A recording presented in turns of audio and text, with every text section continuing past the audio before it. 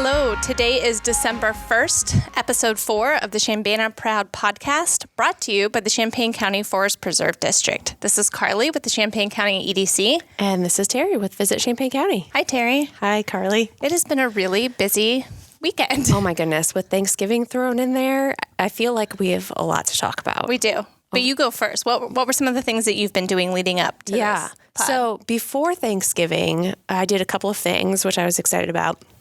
The first one, I went to Logic Everyday Kitchen. They're doing this really fun pop-up holiday bar, Miracle on Neal Street. And I got a little sneak preview with some of the cocktails. It's just like Christmas-themed cocktails. And I think the one that I had was Grandma Got Ran Over by a T-Rex. And it was in a little T-Rex mug. And I'm not a big cocktail drinker, so it doesn't take much, for me when I'm drinking cocktails. And it was very good. It kind of reminded me a little bit of a Long Island. I don't have the description in front of me to tell you what was in it, but it was very tasty. And then my friend and I shared a second cocktail. Again, I don't remember the name of it, but it was very good. And so they're going to be doing this pop-up bar Wednesdays through Sundays through the end of the year. And it was really cute, like just fun glasses, fun cocktails, fun decor. Certainly worth checking out if you want a fun And the only one out. In Illinois, I think. Yes. Yeah. So it's like a licensed thing, right? Mm-hmm. Think of like the Polar Express experiences. So it was a licensed sort of holiday pop-up bar. But right there at Logic Everyday Kitchen, Wednesdays through Sundays, go and check it out.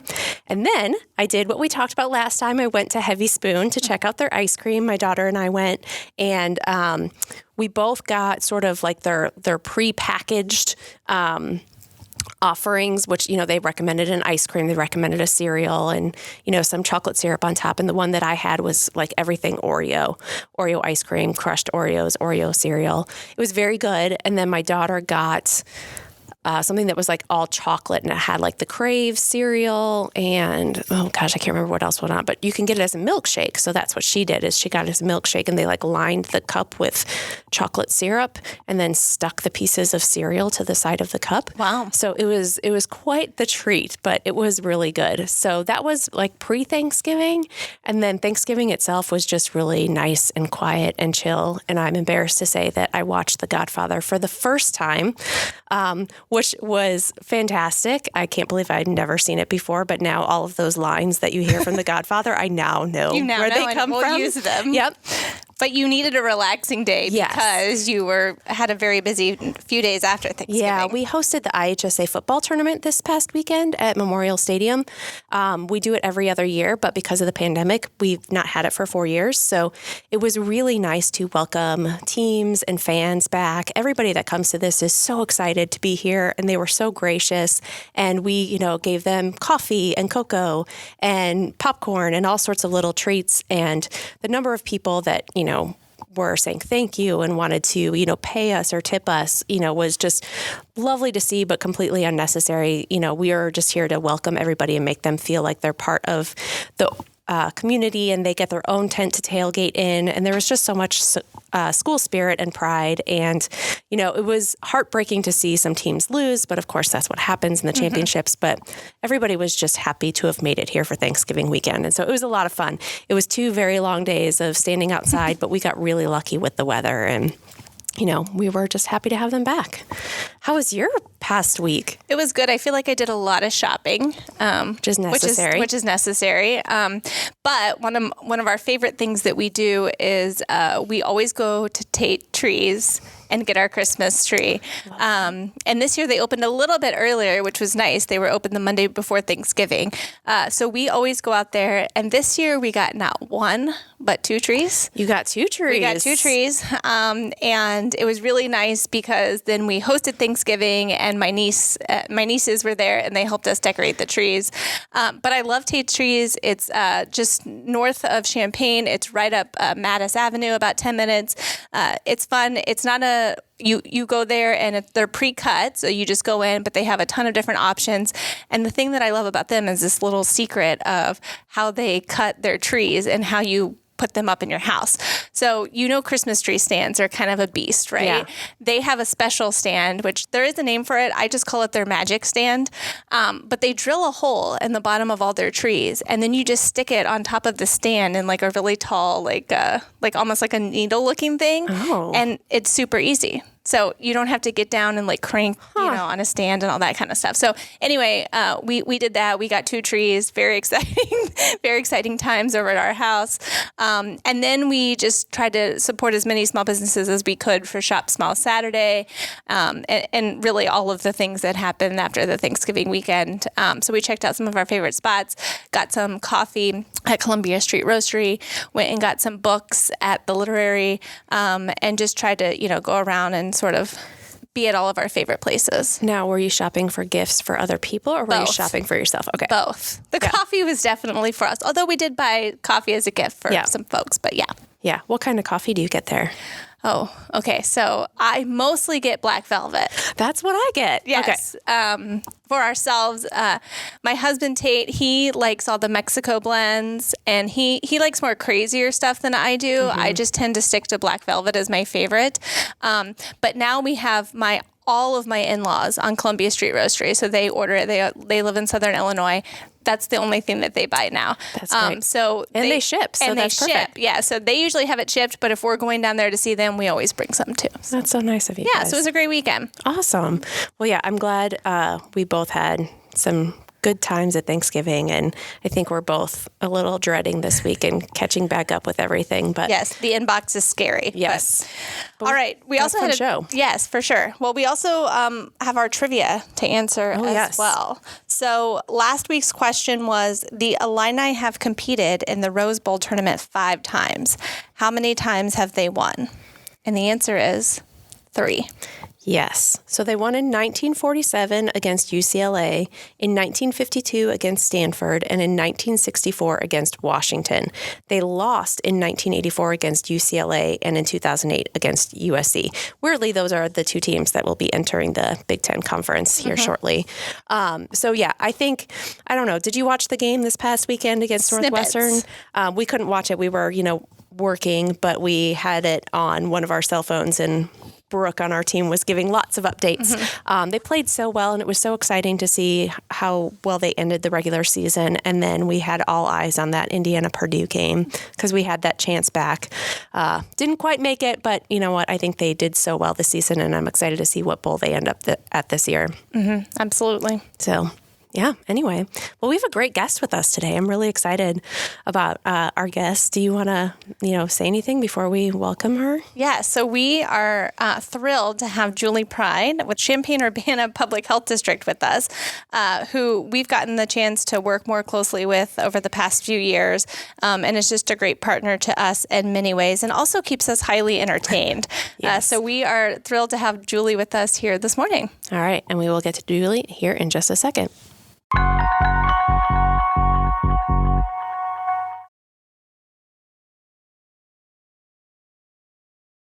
Okay, and we're back, and we are very excited to introduce Julie Pryde. We have a lot of questions for Julie today. We're very excited to have you here. So, Julie, welcome to the podcast. Thank you. Thank you for having me. How was your Thanksgiving?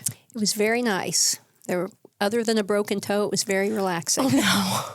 How did you break your toe, Julie? Well, I was feeding the birds, and seeing as no good deed goes unpunished, I tripped on my own toe, apparently coming in socked feet, and that's it. Awesome. Yeah. And it was such a beautiful weekend to be outside and going for walks. So, all right. Well, we hope you feel better on that. So we thought we maybe would start just by you kind of introducing yourself and the public health district and what you do for them. Sure. So Champaign-Urbana Public Health District has been around since 1937. Apparently, most people just heard about it during COVID. So we are the most probably mysterious agency to a lot of people, even though it's been around forever. No one has any idea what public health does unless you've used the service specifically. So, to kids, we're the place where you get the shots or the dentist. To a lot of young adults and teenagers, we are maybe the STD clinic. We are WIC office to a lot of moms. And we are a pain in the rear to a lot of restaurant owners. So it just depends on how you use, our service, what you think, how you view us usually, and what we do. But we actually have a wide array of services that have been pretty standard since 1937. The core services are safe food. That's why it began, safe milk and safe water, and then dealing with septic. So a secret part of public health that a lot of people don't know is many of our programs are really just designed to keep poo out of mouths. So that's very important because I think it's important. It really is. And, and I don't think a lot of people realize that that's what mainly, things were set up for early on at the beginning of public health. The idea is to keep your food safe, unadulterated, get you to hopefully wash your hands before you consume it. And then, the basic core services, one of those being communicable diseases. And over the years, that has come and gone, different diseases. Unfortunately, some are coming back. I guess the big happy point of public health is once vaccines became available. And, I can tell you when I started my career, I assumed that some of the things would be gone by now, syphilis, probably TB, and they're actually, roaring back. So you got to remain vigilant. And I certainly didn't think I would hear of people getting things like polio or measles or mumps or, the things that are easily vaccine preventable. When did you start with the public health district here? I started as an intern and as a student when I came to the U of I actually used to be an advertising artist. And then I came back to school in 1988, came to the U of I because I wanted to work with people who had HIV/AIDS. And so, being young and I thought, I'll just quit this and go do this. So I came over to U of I. I started at the School of Social Work, which is where I was directed to. And then and believe it or not, United Way, who I had called and said, hey, I want to volunteer with people that have HIV. And they moved me over to public health to meet Joan Lathrop. And Joan Lathrop was the only person pretty much, doing anything agency-wise. And I linked up with her, and I have been, riding her coattails ever since. I just met with her yesterday, as a matter of fact, and I always go over there and talk to her still. So I started as an intern in 88. I actually did a full internship in 1990, and then I came back to work full-time there in 95 and have been there ever since. Wow, that's amazing. Yeah, no kidding. And I mean, you kind of talked about some of the other services that you have and that people didn't even know that a lot of those things exist and that, only heard of you through the pandemic. But all of those things are so important to this community. I mean, maybe you can talk a little bit about how this community utilizes Public Health District and why your organization is so important for the health of the Champaign-Urbana area. Yeah, well, public health is all about prevention. So it's kind of big picture prevention, some of it. We have a food pantry that was started by Friends of Champaign County Food Pantry. They created that for us, the local mosque. That food pantry is important to get fresh produce to families. We do a lot of gardening projects, things like that. So we do some really high-level prevention, and then we do things like tons and tons of immunizations. One of our biggest programs is WIC, which is also preventative. It's getting pregnant women and babies and everybody healthy food, especially during the young years, and helping out, financially with that. So we have the WIC program. We also have the Child Dental Program, which is a huge program.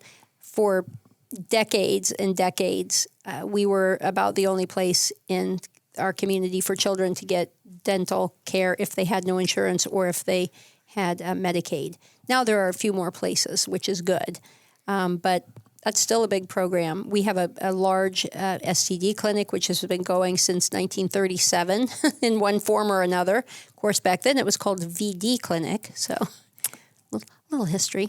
And then, we have family planning. That's one of our newest programs. And the reason why we didn't have that program is because we have a Planned Parenthood in the community. We try really hard not to duplicate any services and hopefully we like to have our services go out of business.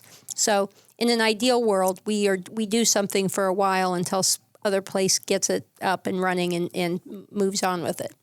That doesn't always happen, i.e. we have a gigantic dental program. Family planning went the opposite way. When Planned Parenthood here lost Title X dollars and moved them to Chicago, we stepped in to do a Title X clinic, and that basically means that anyone can get the service, regardless of income or anything. So we do that. We have,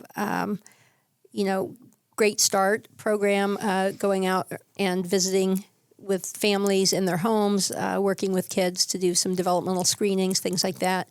Vision and hearing program. We have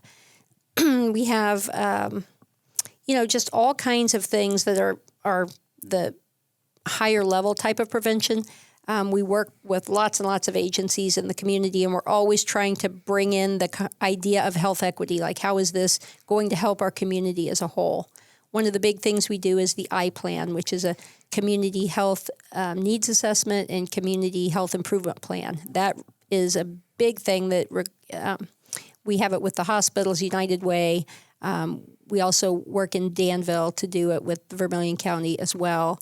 And it's kind of what we are constantly doing. We're constantly assessing what's needed and then where can we come in and assist. One thing that we're getting ready to help with, which is also very new for us, is housing. So there's obviously a housing crisis. And so what we're doing is looking at where can public health come in with some dollars and help with that. And in the case of people with HIV, we already have housing and we have case management. And so we're always trying to fit the pieces together so that things are covered and no one is left out of the service. And you mentioned this earlier about maybe people weren't that familiar with Public Health District and all your services maybe pre-pandemic. I have to assume that's one silver lining of the pandemic is that you have a lot more eyes on you and a lot more awareness about the services, and people maybe are just paying a lot more attention to the information that you guys are putting out. It really is, and it seems a weird thing to say, I guess, that an outbreak or a pandemic or an epidemic gets the eyes on public health to kind of educate people, if you will, on what we do, how we do it, where we do it, and how people are involved in that. I think a really good example of showing how a disease really kind of got people's focus on it is we have a program called PrEP, which is pre-exposure prophylaxis for people who are at risk of HIV/AIDS, and it's a pill and a program that people get on, and they're able to take that and, be in the program and prevent getting HIV. So during the monkeypox situation, what that did, because that was that was an acute, illness, people saw it on them. A lot of people were freaked out about it if they had it. What that did was get a whole different group of people, mostly young gay men, for example, or people who don't identify as gay but are still very much at risk due to behavior. And it got them to come in for the vaccination or meet with us in an outreach location, and then we were able to educate on PrEP. So we ended up getting a lot more people in the PrEP program from that. So, no, we do not waste any opportunity. So if we have somebody paying attention to us, we try to get that information out there. I think that in our community, for probably 20 years, we've worked really well with a lot of different agencies. And that showed when COVID hit, because you have to have those relationships ahead of time. You two are actually in your agencies, and the people on our Tuesday call are really the newest partners. And you are partners that every time I would go to conferences forever, they're like, well, we need to have a relationship with the business community. And we're like, what? We already inspect restaurants. What else do you want us to do? So we can definitely see the benefits of that. And we can look at what is needed and how we can help. And I reach out to you, and you have a vast network that is completely different. And again, so when other illnesses hit, we use those existing relationships to get information and resources out to people. And that's why our community fared better than a lot of communities, because we all work together. Mm-hmm. I think that's a really great example about reaching out to the business community, because you kind of mentioned all the restaurants. So that was my previous relationship with public health, is that when I would be putting together our experience guide every year, I would reach out and say, can I have a list of restaurants that are open and have been approved from the public health district? And I would check it against our list. And that was it.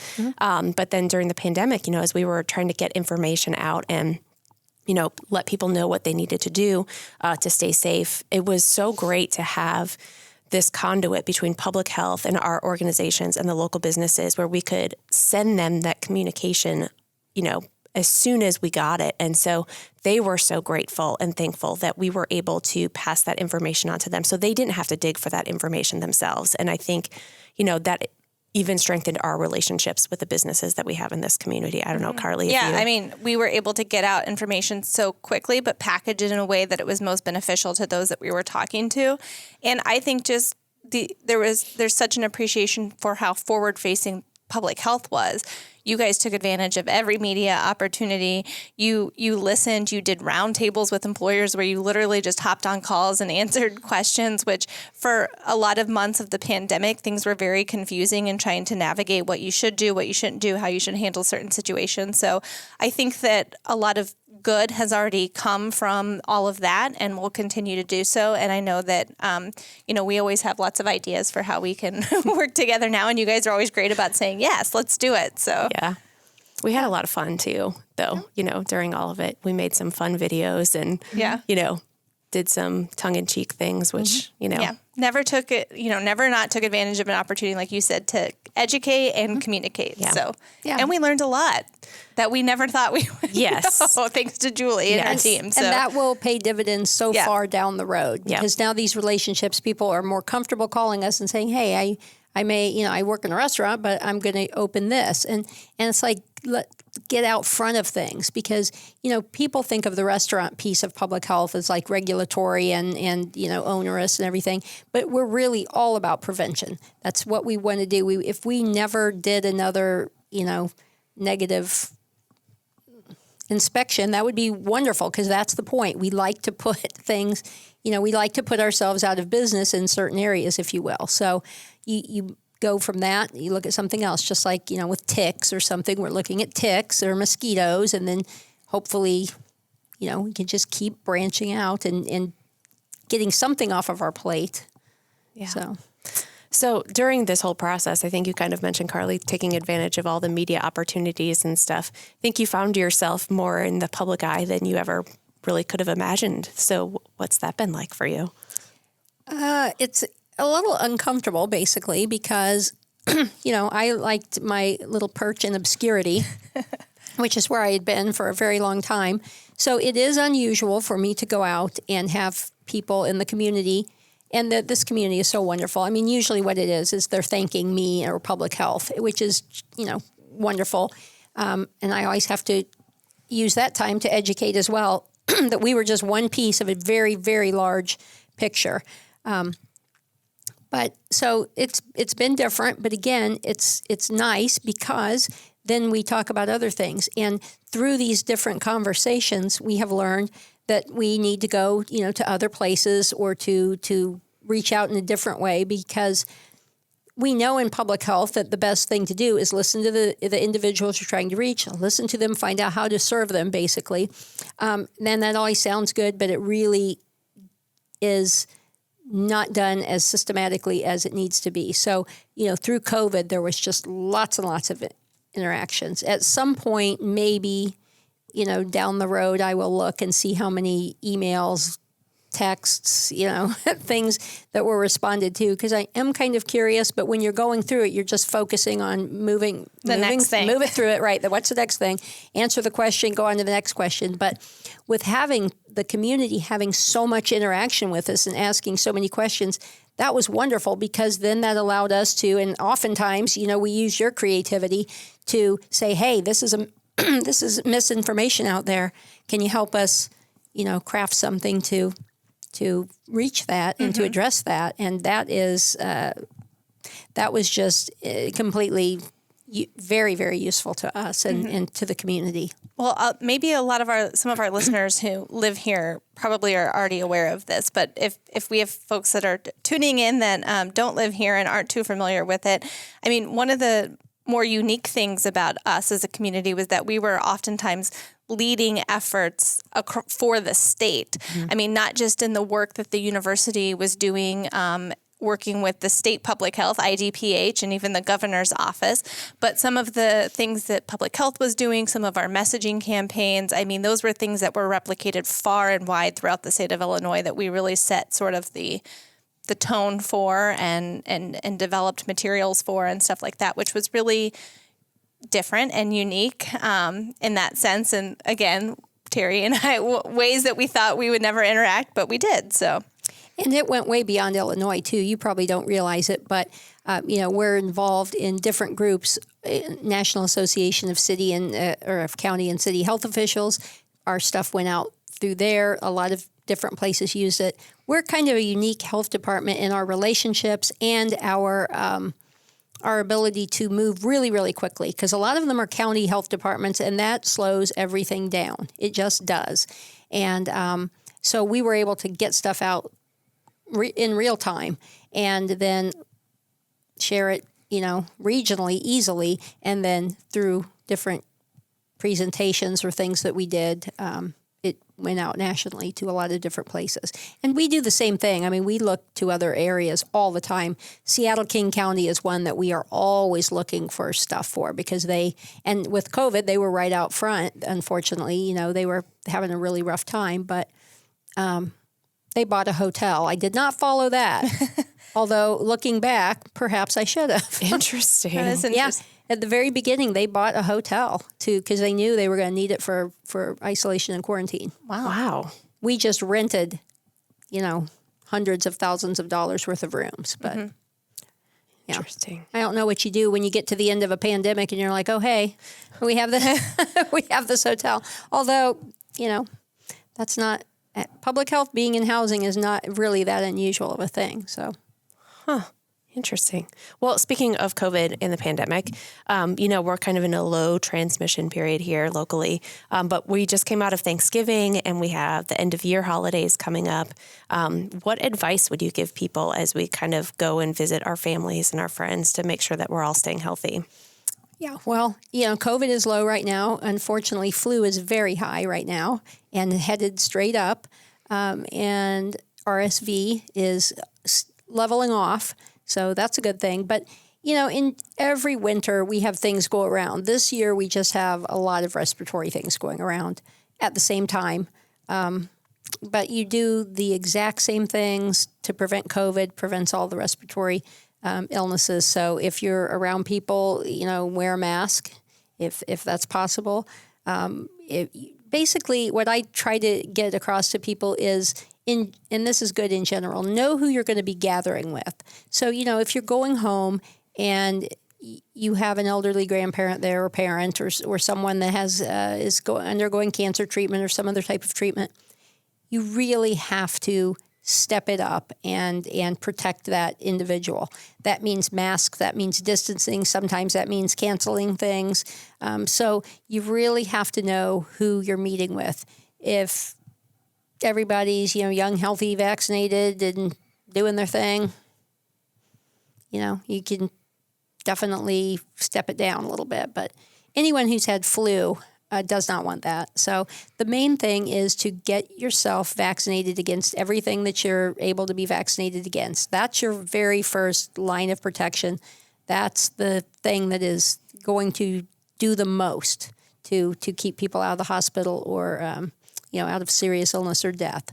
And that's whether it's flu, RSV, or COVID. And I don't think people realize that RSV, we only ever hear about that with kids, but that kills way more adults every year than it does children. An average year is about 500 kids die from that in the U.S. 14,000 adults die from that typically. So we were just having that conversation while we were working football about whether it was something that adults could get and what that looked like. So I'm glad you cleared that up. Yeah, it's usually people who are in nursing homes or congregate living or are very sick, but it could be respiratory viruses in general, kind of run the whole spectrum of how sick you are with them basically. And And you just have to know that some people are very much more vulnerable, and it can be very serious. If I ran the world, everyone working with vulnerable populations would be vaccinated or they wouldn't work there. They'd wear masks all winter long, but I don't run the world. So we just have to keep making those recommendations and trying to protect people from those things that we know that are preventable. And speaking of, vaccines are still widely available for flu and boosters across the community. So what do you recommend for people to where they find them, when they should get them, those sorts of things? Again, our community, our community is very lucky in that we have ample vaccination locations all the time. So during COVID, we had more than a lot of places. Now we have all the pharmacies are giving flu shots and COVID bivalent boosters, and public health. And we do outreach. We work with places to go out. We've helped in long-term care if they need help. Different places. We work with DSC. We work with, a lot of places where it's hard for people to get in and get the vaccines. So find them, get them. It takes about 2 weeks to get immunity from them. And that way, if you do end up catching flu or COVID, it's going to be a far different situation. Much, much milder. So, we're up to 308 deaths in our community, which is a lot. It's a lot. We're still the second lowest death rate in the state of Illinois, but that's 308 people. Mm-hmm. A lot of them died before there was even a vaccine available. So, but the vast majority of deaths in the U.S. have been post-vaccination. So I find that, disheartening. It's really sad, but we just have to keep plugging away. Luckily, our community got behind the vaccination early on, and we got highly vaccinated as quickly as possible. So, well, I just got mine at Costco. Yep, I got mine at Walgreens. Yep. Very good. Plenty of appointments available throughout the community. Just pick one that works best for your schedule. And again, in this community, it's so convenient because if you want to go on the weekend, you can go on the weekend. You want to go at night, you can go at night. You want to, come over to public health and get a shot and pick up a bag of condoms while you're there. Just knock yourself out. Come on over. There you go. One-stop shop. One-stop shop. I love it. So where can people find out more information about the Public Health District and all of your services, regardless of what somebody might be looking for? That would be at our website, is c-uphd.org. Also, if you go to our Facebook page, we have lots of stuff on there. Luckily for anyone who got burnt out on the site during COVID, because I obsessively posted on it, we now have a staff person who does that. And also she continually throughout the day pokes me with a stick to stay off of it. So now you're getting some more things having to do with all kinds of situations, not just what I happen to be focused on at the moment. So it's she does a great job on keeping up with that. Yeah, your staff did a fantastic job throughout all of the pandemic, and so I think everybody should be applauded for how hard they worked and how well they communicated. And I mean, obviously, everything that you do all year round, every year is so important, but I just think it is worth noting that you guys just deserve a round of applause. Mm-hmm. So, well, thank you. And, during a pandemic, and this is the third one, people step up. People really step up within their jobs. You might not, one of the examples I like to use is we have a staff person who was a dental hygienist, and she ended up being the liaison with the schools. And absolutely, we could not have done it without that. We have different staff in different divisions who just became, of the liaison with the long-term care or with the schools or with the businesses or whoever. And it made a big difference because you can only do so much. And we go into something called emergency operations system mode, during that. And so everyone's roles shift. But the weird thing is you're still doing your other job. So they did it. And, we had staff there that just absolutely went way above and beyond. It showed. Yeah, definitely showed. So, I don't know, should we move on to our next set of questions for yes. Julie? Yeah. So we like to ask all of our guests a couple of questions, unrelated necessarily to your job or what it is specifically here that you're talking about. So we're just going to ask you three simple little questions. Okay. So I think the first one might be an easy one for you, but what is it that you love about living here? Oh, I love about the community. I love the people of our community, and I love that there's always something to do. Always something to do in this community if you want. And I'm often one who likes to have a lot of things to do, but don't necessarily do them because I'm a little bit of a slug. But, you can just get up and go out and go to the orchard, go to a football game, go to a basketball game, go to any U of I sporting event, go to a museum, go to, wonderful restaurants. So I love that. It's like and plus we're close to Chicago, we're close to St. Louis, we're close to Indianapolis, so that's also nice. But there's just so many unique things about Champaign-Urbana. And, I grew up over by Decatur, and, coming to Champaign, that was a big city, So, and it was very cool back then. I remember coming to campus and just being absolutely amazed by everything. So, did you envision that when you came here to go back to school that you would still be here? Did you plan to stay? I did not plan not to stay. Let's just put it that way. I don't plan in a sense. One day I'm sitting there being an advertising artist, and the next thing you know, I'm like, I'm going to now become a social worker, which I didn't even know what a social worker was, nor had I heard of public health when I came to school here. So who knows, So I didn't. But as soon as we decided to raise kids, I was like, this is absolutely where we're staying. And I could not be happier with that decision. So on our last call that we had on our Tuesday calls, we were talking about the reindeer ranch a little bit. Mm-hmm. So out of curiosity and all the things that you've done, have you been to the reindeer ranch? Oh, of course I've been to the reindeer ranch. I've been to the reindeer ranch long, long ago. See, my kids are all adults now, so I did all of these things, years ago. And yes. And yes, that's another thing. There's just so many things to do. I love in Mahomet, the Museum of the Grand Prairie. Mm-hmm. I love that. And I love the exhibit that they have now about infectious diseases. But, Cranard Art Museum, the Curtis Orchard, Reindeer Ranch, now Rantoul has this big, giant sports facility up there. And when I came here, Rantoul still had the base. And so I was a volunteer up there at the youth center for quite a few years. And so I've seen, Rantoul also go kind of from what it was to then having a low period. Now it's definitely headed back up. It is a different place than it was, 10 years ago, definitely. And,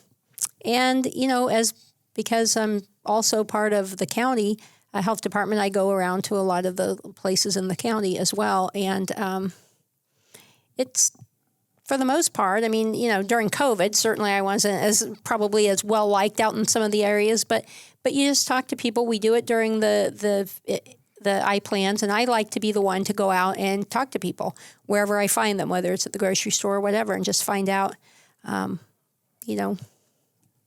can we be more helpful? How can we be more relevant to your lives, out here? So that's great. Mm-hmm. All right, this is probably always the toughest question for people to answer. What is your favorite local restaurant? Well, it depends on the day. Probably the restaurant I've eaten at more than anything throughout my life is Fiesta Cafe, because that was just the thing. I've eaten there since forever. I love so many of them. I love Farron's. I love Koh-i-Noor. I love Thai food, Terra Thai. Silver Creek. I love, there's so many. I don't know. There's just a ton. I really like Seven Saints. They have a salad there that I just love. Which one is it? It's the Seven Saints salad. Oh, yeah. I love that salad, and I can just eat that thing anytime. I just think it is wonderful. But what I like the restaurants around here, I guess, because I've been going to them for so long, they just seem cozy. It's almost like going home kind of thing. You go back in, you see a lot of the same people. You see, it's just cozy. I see the people I know eating in there, so You have your favorite dishes, your favorite I do. sides. I do. And I'm one that eats the same thing a lot over and over and over, which is sort of ridiculous, but I do. A huge part of my body has got to be made up of carne asada. Ditto. I mean, seriously, and steak tacos and things. I've just eaten so many of them. But I like, and that's the other good thing about this. I grew up over by Decatur. You did not have a wide variety of restaurants. I have no idea if they have a lot more then, but you just didn't. It was some version of hamburgers or some version of pasta. Basically, was what you had, and over here you can find literally anything. We've got everything from great ribs to great bar food to, and there is great bar food. There is great bar food. Yeah, I know. I know people don't think that, but there really are, and a lot of creative things. But plus, I love, the being able to eat outside at the different restaurants and being downtown. Friday Night Live, that's fabulous. Mm-hmm. That's just fun. I'll go down there and just, you see everybody. That is one of my favorite things about the community is going down to Friday Night Live, getting something to eat and just walking around and running into people and saying hi. And the little festivals and things that we have. And we do have really, really good park districts and the forest preserve. Those are really important things for our community. And things like park districts and the forest preserve, people don't realize, but that is a big part of public health. Having opportunities to get out in safe and really pleasing type of surroundings and have opportunities to do things. The park district, neither one of the park districts, Champaign-Urbana, have ever disappointed me when I've called them for any type of assistance from, can we use your gym for a homeless shelter during COVID to, can you help us out with getting meals out to kids in the community to can you have a lot of scholarships for kids to participate in sports. They have never disappointed. So the government agencies work really well together, and that's just not the case I've found in a lot of other places. It just isn't. There's more of a competitive type of situation, and I don't see that. I just don't see that here. So it's more of let's make it happen. Let's make it more fabulous. Yep. Okay. Last question. What do you like to do on the weekends? Well, I'm very boring in general. So unless what I like to do is bring my little great nieces and nephews over here. And I have nieces, my oldest niece is in her 40s, down to my great nieces who are babies. I like to, have always liked to bring my family here and just enjoy the things. We did the Cranert, backstage tour one time with some of my kids, my nieces, nephews who are in theater. So there's just always something fun to do. So I like to do that. I like to be outdoors a lot. I like to kayak or be outside. That's the only thing that I really wish Champaign had was a big old lake, big old lake right in the middle of here somewhere. But I do like to go to Riverbend to kayak. That's my favorite spot. It is the biggest lake in Champaign County, and they have a nice boat launch there, so it's easy to get out there. So that is my favorite place to go kayak. But yes. That is nice too. Yeah. That definitely is. And we do have a lot of places, if you have your own kayak especially, you can get into. Yep. Yeah. Yeah. Carly, do you have a kayak? No. During COVID, I bought foldable kayaks. Me too. Which I've sold. Okay. Like so many they're of gone, she says. They're gone. So many of the things that I had during COVID where I would just, stare at the phone and order things, those are gone now. Yep. I think a lot of people bought kayaks during the pandemic. They were hard to find, actually. They were hard to find. And I wanted to, the thing was, usually I would go out and run a kayak and go do that. I'm super excited that Muhammad has the new kayaks and the accessible ramp because, my son uses a wheelchair and kayaking is something that he loves to do, but it's difficult if you don't have the thing, and they put it in. Yeah. So, and during COVID, I was like, oh, well, I'll get my own, and then I'll just go out into my own part of the water. No, that didn't happen. I did open it once, put it together in the living room and look at it. Yeah. How long was it in your living room for? Well, it was only in there for about an hour. Oh, okay. But I did sit in it and pretend. pretend kayak on the living room floor. That would have been It was- Yeah, it was Carly's version of kayaking. No, you don't like kayaking? Have you ever done it? Yeah. It's not canoeing. Canoeing is so much worse. Kayaking is hard. fun. Canoeing is hard. Yeah. Kayaking is not hard. Carly doesn't like to go outside. Yeah. Oh, okay. See, Yeah. I would live under a tree if I could, probably, or possibly in a tree. Mm-hmm. They're like I have children who are like the same. My daughters are like, wait, what? Outside? No. They don't like any of it. You can take me in a kayak. Add it to my list of things that I'm doing. Every single podcast, add I've something. slowly gotten Carly to agree to some sort of activity that she normally wouldn't. So this is really good. We have a very busy 2023 We do. ahead of us. I have daughters who like to shop as if that was an activity or a sport or something, and For some it is. I know. Well, for them it is. And I was just like, I don't like that. But Were they I out had to Black do plenty Friday of it. shopping? No, but my oldest daughter did really bug me to death to take her one year. I'm like, you know what? It isn't fun. I'm going to explain to you. It's just not fun. But if we do it, you're going to do it. So I got up, and we went out and we did it. And we're in there for maybe 2 hours. And she's like, this is crazy. I want to go. I was like, nope. We're standing in line for the next 7 hours until I purchase this, whatever, and then we can go. Until you purchase the $30 item. And then Right. And then you hopefully have learned a valuable lesson. It is not a sport. But it feels like it. Yeah. Again, the importance of shopping local. You don't stand in line for 7 hours anywhere. Exactly. Yep. Exactly. Yep. Awesome. Thank you very much, Julie, for being with us today. And for being you. such a great partner to us and for keeping us entertained.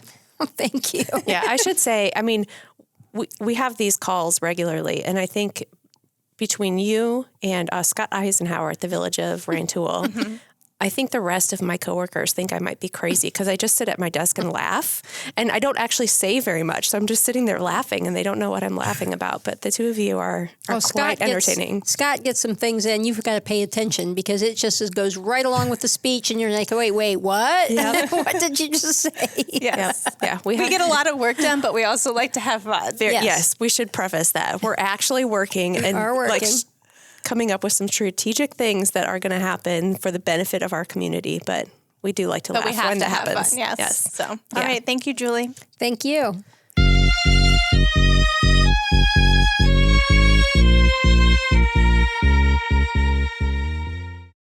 And we're back. And I'd like to start by thanking our sponsor this week, the Champaign County Forest Preserve District. We did a lot of talking about them with Julie, which was great, but they have some really awesome events coming up. They really wanted to shine a light, pun intended a little bit, on their night lights that's happening out at the Mayberry Galvin Botanical Garden there at Lake of the Woods. So they are going to have 65,000 lights on display. So you can do a nice stroll through the garden. It'll take you 20 to 30 minutes, and it's going to be open on Fridays and Saturdays from 4 to 8 p.m., totally free. Great way to experience those gardens there, which are beautiful anyway, but can't wait to see it all lit up. You can do that this weekend and every weekend through the end of the year. So very excited about that. And they have a couple of their other events that are coming back for the first time from the pandemic. And these are really great for kids. The first one is To Grandmother's House We Go, which is on Saturday, December 3rd, also at the Lake of the Woods at Museum of the Grand Prairie. It's a great way for kids to make some gifts, classic holiday gifts that they can give to their family. And there will be some period authentic carolers there on display. And then the following weekend, they're doing Homer for the Holidays on December 10th at Homer Lake Forest Preserve. And what I like about this one is they're going to be doing some gift making with some natural items from the preserve, which I think is a really cool way to gift somebody something. And they're also going to be creating some treats that they can hang out in the preserve for some of the wildlife that's out there. So a lot of their great events that are coming back up, but I always like to remind people that even if it is cold outside, you can still bundle up and enjoy the outdoors and go explore the different preserves. We have 7 preserves in the county, including the Kickapoo Rail Trail, which is managed by the Champaign County Forest Preserve District. So we're so lucky to have them here in our community and just thankful for them for sponsoring this podcast. Yes, thank you. Shout out to the Champaign County Forest Preserve District. that is a lot of events coming up, but we also have a ton more happening this weekend. There's so much happening in the coming weeks with the holidays. Yes, so. lots of fun holiday-themed events. And lots of things to check out. So, Terri, what's coming up first? One of these is my favorite events, and it's been a holiday tradition for us for a very long time, and it is the Nutcracker from CU Ballet happening at Krannert Center for the Performing Arts. It blows my mind how incredible this performance is. It's this weekend, December 1st through 4th. If you haven't got tickets yet, make sure you get them right away. They are sometimes hard to come by because this is such a fantastic show. I have taken my daughter every year. Before that, I went to the Nutcracker with my grandma growing up in Chicago. And so it really is a fantastic holiday tradition, and it is impressive to see the talent that we have in our community. So shout out to CU Ballet and all the hard work that they do to get this happening. Another great one that's coming up this weekend is the Village Christmas, Home for the Holidays, happening in Mahomet this weekend. Friday night and all day Saturday, they're going to have some horse and carriage rides, some trolley rides. You can meet and greet with Santa, which I know is always a fun thing for people. They are going to have some madrigals out doing some performances to kind of add to that festive atmosphere. But you can also eat from some food trucks while you're out there, and some really good ones. The Smith Burger, Flour and Fire Pizza, and one that I have not had yet, Seeks Eats. I have not either. But I'm going to have to look this up and get some more information about them and seek them out. But it's going to be a great way to spend some time out in Mahomet this weekend. Cool. Well, also coming up is the Mistletoe Market, and we are very fortunate to have so many great holiday markets in our community. But Mistletoe in particular is one of my favorites. It's happening December 3rd in Urbana at Lincoln Square Mall from 10 to 5 p.m. And nearly 30 makers will be there with everything from jewelry to soap to baked goods. It's a great location to buy something for yourself, but also to get some holiday gifts too. Yep. And then another great event that's happening this weekend is the Allerton Holiday Showcase, happening December 2nd through 4th at Allerton Park and Retreat Center. They're out in Monticello. Friday is actually also the opening night of their Holiday Glow Walk. Very popular. Yes, where you can go out there and check out the beautiful displays that they have set up throughout all of their gardens there. It's a great opportunity, again, to get outside and kind of see that space. If you haven't seen it in the wintertime, it definitely is a different feel than it is in the summer and the spring. But during their holiday showcase, they're going to have different artisans and businesses on hand that you can shop. And they also do a lunch buffet of a very sort of traditional holiday meal. And this is really great. I've taken some travel writers out there that I actually had that were visiting from Germany, and they had a fantastic time at that lunch. So you can still buy tickets for that and get out there and enjoy that meal. Fantastic. Another event is something that I actually grew up doing because I'm from Tuscola, which is about 30 minutes south of Champaign-Urbana. It is Tuscola Christmastown Weekend Celebration. So happening December 2nd through 4th. A variety of things going on throughout the community, including train rides in downtown Tuscola, a Santa drive-through at the Douglas County Museum, and also an afternoon on ice on Sunday, December 4th. So this is a great activity. Also just a very short drive from Champaign-Urbana, and you can check out their cute shops. And fun fact, and also just a helpful hint, you need to stop by Flesser's Candy Kitchen in Tuscola. If you go, say hi to my sister, who's usually always there every day during the holidays. So, and pick up some chocolate, and pick up some chocolate and homemade peppermint homemade ice cream. That sounds good. Yes. Also, sort of a fun and unique thing coming up is the You Had Me at Vodka cooking class and vodka cocktail tastings, which is happening December 5th at Grovestone here in Champaign.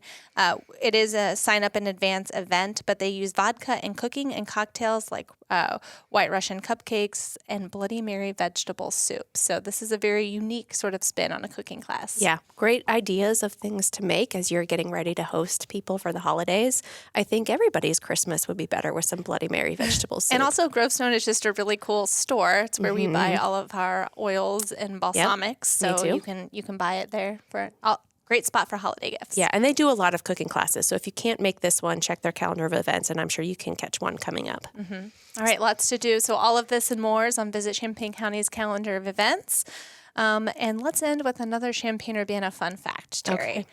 So 3 cats live at the Riggs Brewing Company. Which of these is the name of one of the Riggs cats? The options are Chicken, Mick, and Nugget.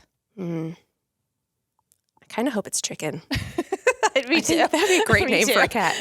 We're going to find out the answer to this question, and I think we might have some people who could who are well qualified to provide us with that answer. Yes, we're very excited for the next pod with our full pod, which will have guests from Riggs Beer Company to talk about the company in general, but also all of the fun holiday things that they have for this season. So we'll have Riggs Beer Company with us on the next full episode of the pod. Otherwise, we'll be back next week talking about the weekend events and all that there is to do. Yeah, and as always, if you have things that you want to learn about or questions or feedback, go to chambanaproud.com and let us know what you want to hear, what you think, any events that you went to that you want to share your experiences. We'd love to hear from you. All right. Cheers, Terri. Cheers, Carly.